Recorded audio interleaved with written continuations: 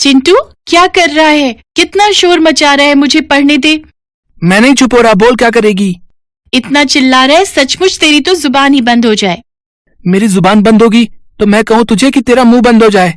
बच्चों, ऐसे नहीं बोलते, बुरी बात। तुम्हें पता है ऐसे अपशब्द बोलना कितना गलत होता है। हमारी जुबान पर माँ सरस्वती बैठी होती हैं, इसलिए हमें हमेशा तोल मोल कर बोलना चाहिए, क्योंकि हमारी जीवा पर कब माँ सरस्वती विराजमान हो जाएं और कब मुख से बोले कटु वचन सत्य हो जाएं और वो नकारात्मक बातें सच हो जाएं, कोई नहीं जानता। दादाजी, माँ सरस्वती जुबान पर कैसे और कब बैठती है? क्या अभी भी माँ सरस्वती हमारे मुंह पर बैठी है? चलो बच्चों, वहां पेड़ के नीचे बैठते हैं, मैं तुम दोनों को सब समझाऊंगा। देखो बच्चों, जैसा कि हम सभी जानते हैं, माता सरस्वती बुद्धि, ज्ञान और विवेक की देवी हैं।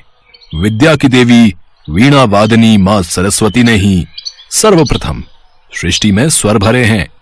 ऐसी मान्यता है कि माता सरस्वती से सर्वप्रथम सस्वर की उत्पत्ति हुई और इसी वजह से संसार के सभी नदी, नालों और पक्षियों को आवाज मिली। अब मनुष्य जो आज बोल पा रहे हैं वो सब माँ सरस्वती की कृपा से ही है। पुराणों में भी माँ सरस्वती को कमल पर बैठा दिखाया जाता है।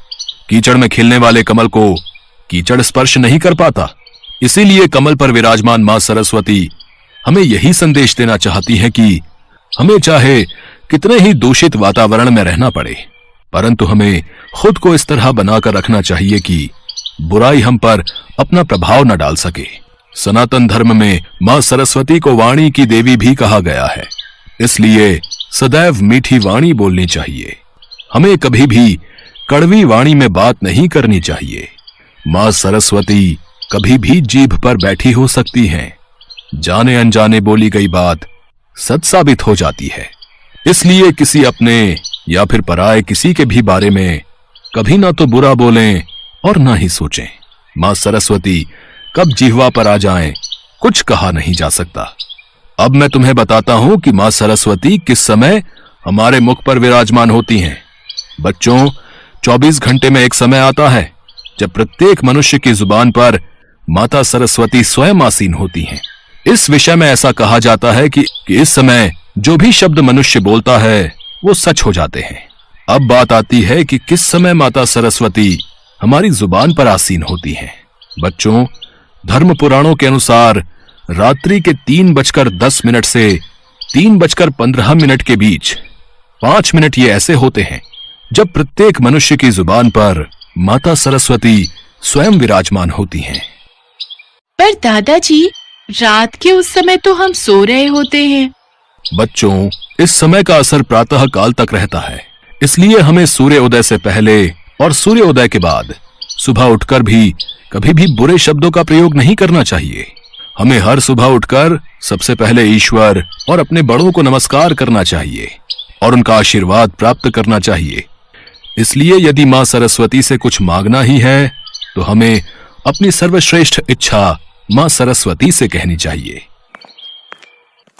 पापा जी, आपकी ये बातें मैं भी सुन रही थी। ये तो बहुत ही महत्वपूर्ण बात है जो सबको पता होनी चाहिए।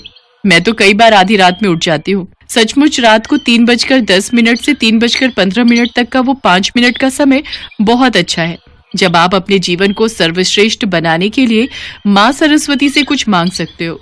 मैं तो माँ सरस्वती से बस अपने परिवार की सुख शांति की कामना करती हूँ। मेरा परिवार सदैव खुशहाल रहे। तुम्हारे पापा जी सही कह रहे हैं। ये बातें कोई कोरी कल्पना नहीं है, बल्कि प्रमाणित सत्य है। माँ सरस्वती का वास हमारी जुबान पर अवश्य होता है। उन 5 मिनट के बीचों बीच बोली गई कोई भी बात अवश्य सच सिद्ध होती है। 1 महीने तक लगातार इसी वक्त पर अपने मन की कामना बोलो तो माँ सरस्वती इच्छा अवश्य पूरी करती हैं। पर बच्चों, ध्यान रहे, माँ सरस्वती कभी भी बुराई का साथ नहीं देती हैं। वे सदैव अच्छाई का ही साथ देती हैं।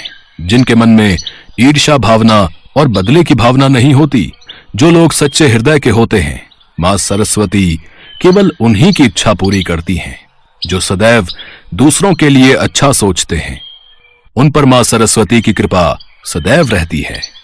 सॉरी चिंटू, मैं अब तुम्हें कभी कोई भी गलत शब्द नहीं बोलूंगी। सॉरी दीदी, मैं भी आपसे कभी गलत शब्द नहीं बोलूंगा। जीते रहो मेरे बच्चों। जय माँ सरस्वती। जय माँ सरस्वती। जय माँ सरस्वती। जय माँ सरस्वती।